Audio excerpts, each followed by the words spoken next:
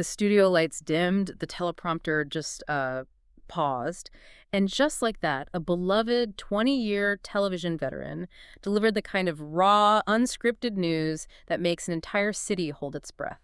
Yeah, it was one of those moments where time just stops. Yeah. The cameras flash, the crowd freezes, and Hollywood gets a brand new obsession. Exactly. But then, fast forward to July 12th, 2026. The headline drops, and it's the exact update we were all waiting for. Sara Gore shares the news everyone was hoping to hear. Such a powerful moment. It really was. I'm Jordan. And I'm Jamie. And welcome to Starscope Report, where we uncover the Hollywood drama, music industry shakeups, and viral influencer scandals. From red carpet surprises to social media controversies, we dive deep into the stories behind the fame. And if you're loving these Hollywood twists and deep dives, make sure you're subscribed because we've got some crazy stories ahead today. We really do. So, for this custom-tailored deep dive, we are jumping right into the breaking news about Sara Gore. She's the Emmy-winning host of NBC New York's New York Live and Open House, and she officially announced she is cancer-free. Which is just incredible news, especially after the emotional roller coaster she and her viewers have been on over the past few months. Right. And our mission for this deep dive isn't just to look at one woman's triumphant health update, as amazing as it is. We are unpacking the massive, completely hidden public health ripple effect that happens whenever a public figure shares their medical reality. Yeah, because we've pulled together this fascinating stack of sources. We're looking at the entertainment news, obviously, but we're cross-referencing it with academic public health data, corpus linguistics, which we'll get into, and national cancer awareness campaigns. It's a wild ride. But let's start with the breaking news from July 12th. Sara Gore posted on her Instagram to her super loyal audience, and I'll quote her directly here. She said, "I'm doing really well. Let's get that out of the way. Currently cancer-free. Hallelujah." Hallelujah's right. I mean, wow. Seriously. She did note she's still in the reconstruction phase, so, that takes months. But she said she's feeling a little more like herself every single week. To really wrap your head around that update, Yeah. you have to look at the landscape of New York broadcasting, right? Sara Gore is an institution over at NBC New York. Spot on. She's been on the air for 20 years. When you hit that level of longevity in local TV, you're not just a broadcaster anymore. No, you become part of the furniture in people's living room. Exactly. Yeah. Which makes April 29th and 30th of 2026 so impactful. That was when she stepped totally out of that upbeat lifestyle format to make this heartbreaking on-air announcement. Right. She revealed she'd been diagnosed with breast cancer and was stepping away for surgery. And reading the transcript of that, what got me was that she actually apologized.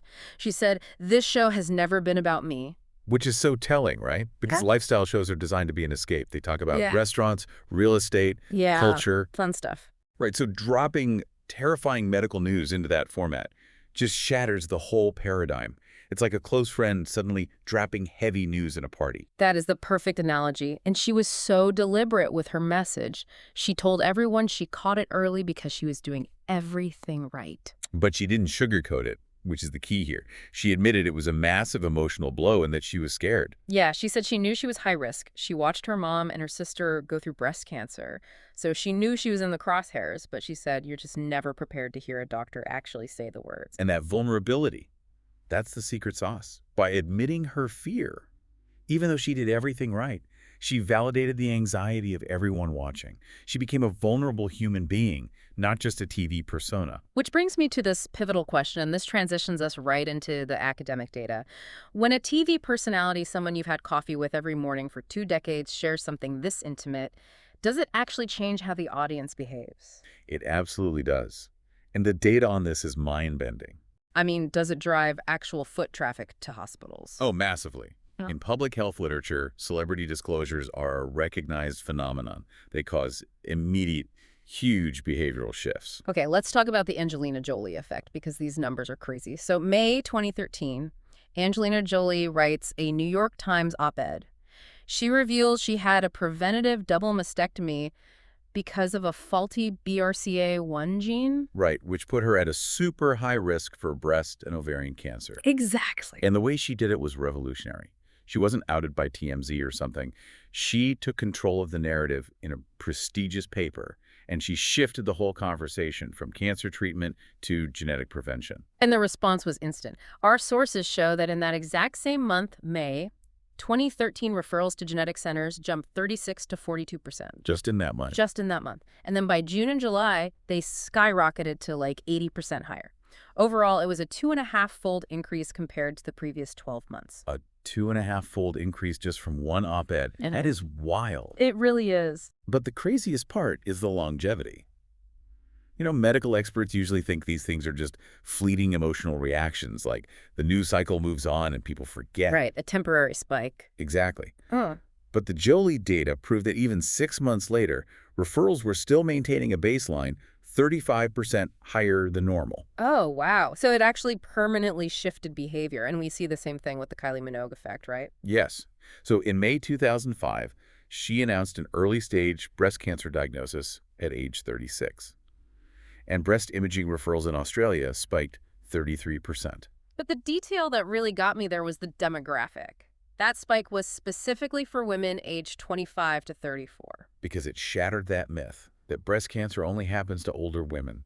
Her youth was an alarm bell for a demographic that thought they were invincible. Okay, but I have to push back here a little bit. Is this just because Angelina Jolie and Kylie Minogue are these massive international superstars? Like, if a billionaire gets a prophylactic mastectomy, average people might just think, well, she's rich, she can afford that. Does this happen with everyday local celebrities, too? That is a great question. And the research says the scale of fame actually matters way less than who the celebrity is compared to the audience. Wait, really? Yeah, it transitions perfectly into this concept called demographic mirroring. But before we get into the UK reality star data, which completely flipped my assumptions, stay tuned and hit that subscribe button so you don't miss what's coming next. Yes, definitely subscribe because this next case study is heavy. Jade Goody, she was a British reality TV star who tragically died of cervical cancer in 2009. She was only 27. So young. Just heartbreaking. But her public battle caused a 19% increase in cervical screening attendance. And what's wild is that the UK was actually seeing a steady, multi-year decline in women getting those screenings. So she single-handedly reversed a national downward trend. Completely reversed it. By the time she passed away, screening attendance was a staggering 67% higher than what the models predicted. 67%. That is the power of demographic mirroring right there. When epidemiologists looked at who was suddenly showing up, the surge was heavily driven by women who were demographically just like her. Younger women, right. Younger, often from lower socioeconomic backgrounds. It's like the mirror effect. It makes me think of getting financial advice. If a billionaire tells you how to save money, you tune it out. It's totally alien. But if your neighbor, who has the exact same job as you, tells you how they got out of debt, you listen to every single word. Exactly. You're seeing your own reflection. It makes the threat feel real and urgent, not just like some abstract statistic. And public health officials actually weaponize this, Right. like in a good way. Oh, absolutely. And Look at Public Health England, their Be Clear on Cancer campaign. They had this massive problem because 1 in 3 breast cancer cases are diagnosed in women over 70. which is a stat I feel like nobody knows. Nobody knows it. Their surveys show that only 48% of older women could even name a non-lump symptom. So instead of just putting out boring, sterile clinical warnings, they use the mirror effect. They intentionally picked age-appropriate celebrities. Yes, people the audience would see as peers. They used 70-year-old tennis star Virginia Wade, actor Ian Lavender, Barbara Windsor. And it completely worked. The data shows that campaign drove a 25% increase in urgent GP referrals for that exact over 70 age group. It was a huge success. But this brings up a huge, glaring issue. If targeted celebrity messaging works so well, why is public health PR constantly struggling to get the media to print the right info? Right. Which brings us to the corpus linguistics analysis, which honestly, it made me so mad reading this. Oh, it's infuriating. For those who don't know, corpus linguistics is basically the academic study of analyzing huge databases of text. In this case, thousands of newspaper articles about celebrity cancer stories. Right, they use software to look at collocations, which are just words that statistically show up together all the time, and semantic prosody, which is basically the underlying tone those words create. And when they looked at the media, they found journalists constantly use personal pronouns.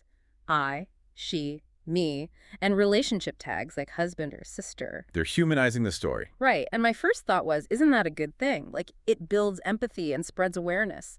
But the experts say there's a super dangerous pitfall here. Yeah, because the publication will quote a celebrity saying they want to raise awareness, but then they completely strip out the actual public health message. Exactly. They strip out the call to action. They focus heavily on the terrifying symptoms, the pain, the hair loss, but they totally omit the positive aspects and the benefits of early diagnosis. Because terror gets clicks, right? Exactly. The media's incentive is engagement, not medical education. But the consequence of that is terrible. Focusing only on symptoms increases public fear and creates what studies call the ostrich effect. The ostrich effect, where people just bury their heads in the sand. Yep, people get so terrified that they actively avoid going to the doctor. They're paralyzed by the fear of a positive diagnosis, so it actually delays them getting checked. The media is literally contradicting the core message, and that's not even the wildest part. Later on, they talk about the photos these newspapers choose. Oh, stock photos. This drove me crazy. Right. Even for that Public Health England campaign specifically targeting women over 70, newspaper editors kept using photos of women under 50. Because an editor decided a photo of a younger woman looked better for the layout. It completely shatters the mirror effect. The text says women over 70, but the visual says this is a young person's issue. It creates this massive cognitive dissonance, which brings us full circle to why Sara Gore's announcement was so perfect. Oh, she nailed it. She totally bypassed these media pitfalls. She embodied the early detection message flawlessly. She went directly to her audience on live TV and Instagram. She didn't rely on a print editor to filter her story. Right. She controlled the semantic prosody herself. She was honest about the fear, which gave us that human hook, but she immediately pivoted to the positive mitigation strategy. She said, "I caught it early. I have great doctors, and I'm coming back better than ever." She gave people the terror, but handed them the tools to manage it. And we have to talk about the parasocial power of local TV here, because it's so unique. Oh, it really is. The source material talks about this rich history of legendary New York anchors, people like Sue Simmons and Roz Abrams. Local hosts build these incredibly deep parasocial bonds with viewers. Because they're talking right to you about your neighborhood. It's totally different from an actor on a movie screen. You feel a sense of ownership. Exactly. They're like a simulated friend. The sources also mention WABC's Lisa Colagrossi, who tragically suffered a fatal brain aneurysm. When a beloved local figure faces a health crisis, it hits the community just as hard, if not harder, than an international superstar. Because that parasocial bond acts like an accelerant for demographic mirroring. Spot on. The psychological barrier to action just drops. So, synthesizing this whole picture for you, Sara Gore's vulnerability wasn't just brave television. Based on decades of public health data, her choice to speak up absolutely prompted women in the tri-state area to book life-saving checkups. It undeniably changed behavior. She turned her personal crisis into a measurable public health intervention. Which is just the ultimate use of a platform. Absolutely. And we want to thank you for joining us on this custom deep dive today. We took this one joyous entertainment headline, Sara Gore being cancer-free, and used it to understand mass behavioral psychology. It really is a fascinating gateway. But before we go, I want to leave you with a final provocative thought to mull over. Lay it on us. We've seen how a human celebrity sharing their diagnosis can spike screenings by 67% because of demographic mirroring. But as we move into this era dominated by artificial intelligence and hyper-personalized algorithms, how might technology change this? Right. Imagine a synthetic influencer, an AI avatar tailored to perfectly mirror your exact age, socioeconomic background, and vernacular, delivering predictive health warnings right to your feed. Will tech eventually replace, or maybe amplify, this deeply human mirror effect to influence our health decisions? That is equal parts fascinating and terrifying. But if you're loving these deep dives into the stories shaping our world, make sure you're subscribed to Starscope Report. Yes, hit that subscribe button. You've been listening to Starscope Report, where Jordan and Jamie uncover the stories shaping Hollywood music and pop culture. The next time you see a celebrity news headline, remember, it might just be reshaping the health of a nation. Thanks for tuning in, and don't forget to subscribe for more stories that keep the stars shining.